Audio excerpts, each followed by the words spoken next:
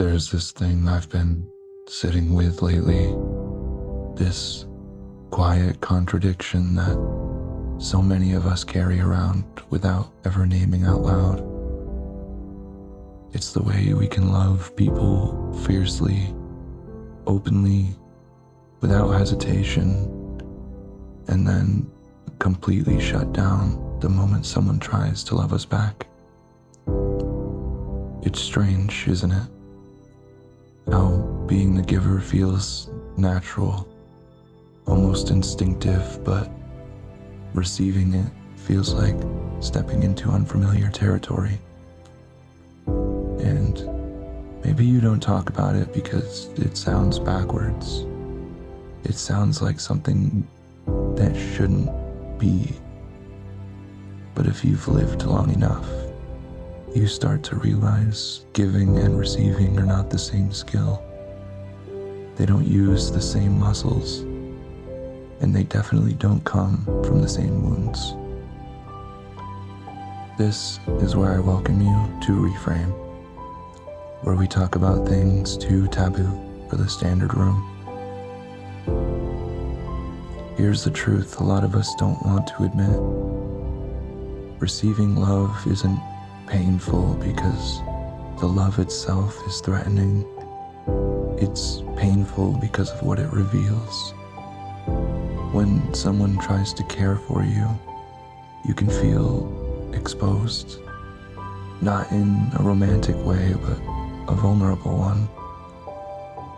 Suddenly, you're not the strong one, not the fixer, not the stable grounding force everyone gets to lean on. Suddenly, you're the one being seen. And if you learned early in your life that being seen wasn't safe, of course love feels complicated. It's easier to give after all. Giving keeps you in control. Giving lets you decide how close things get. Giving means you don't owe anyone anything emotional afterwards, because you're the one doing the emotional labor at your own pace.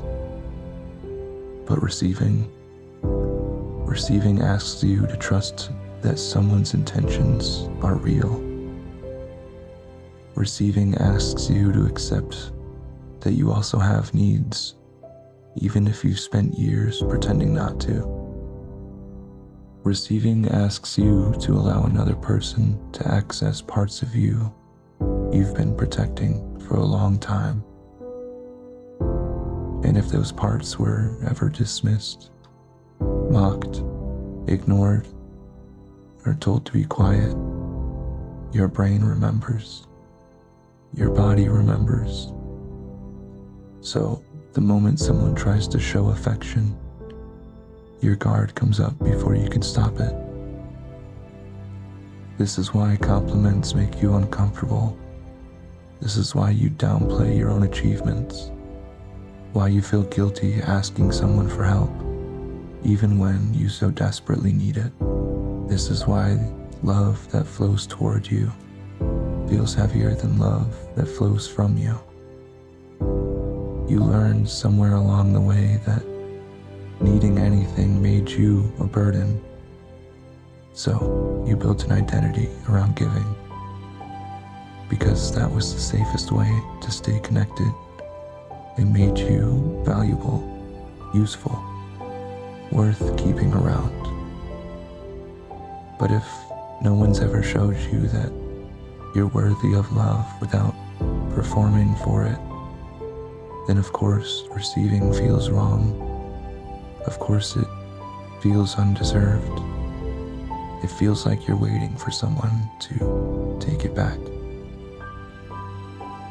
The hard part is that receiving love forces you to confront the exact places you feel unlovable. The parts you keep tucked away. The parts you gloss over when someone asks how you're doing. The parts you only acknowledge when you're alone. But love, real love, doesn't let you hide there. It notices, it reaches, It sits behind the things you think make you too much, or not enough, or somehow fundamentally flawed.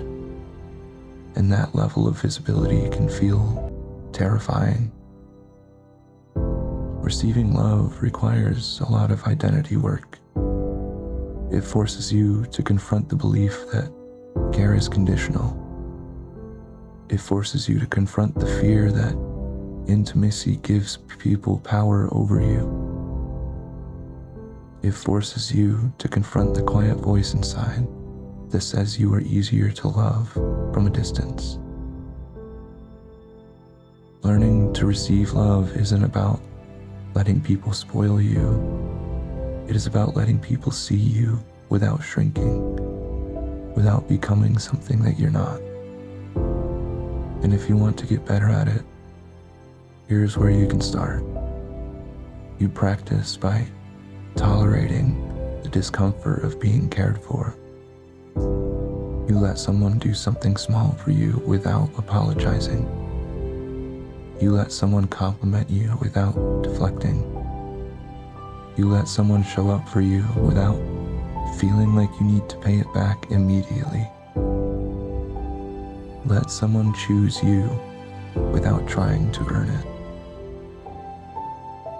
At first, it'll feel unnatural, wrong even, because your nervous system has spent years pairing love with pressure. It needs time to learn that love can be gentle. And slowly, something shifts. Receiving stops feeling like a threat. It starts feeling like partnership, like home. It starts feeling like something that you deserve. Not because you performed for it, not because you proved your worth, but because healthy love is supposed to flow in both directions. You don't need to rush it. You don't need to be good at it right away. You just need to start letting yourself believe, even a little, that love doesn't have to hurt to be real. I made Reframe because I needed a place to say all this, and because I know I'm not the only one who feels it.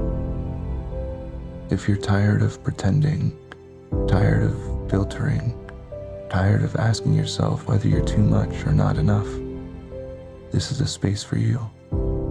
A space where we don't react, we reflect.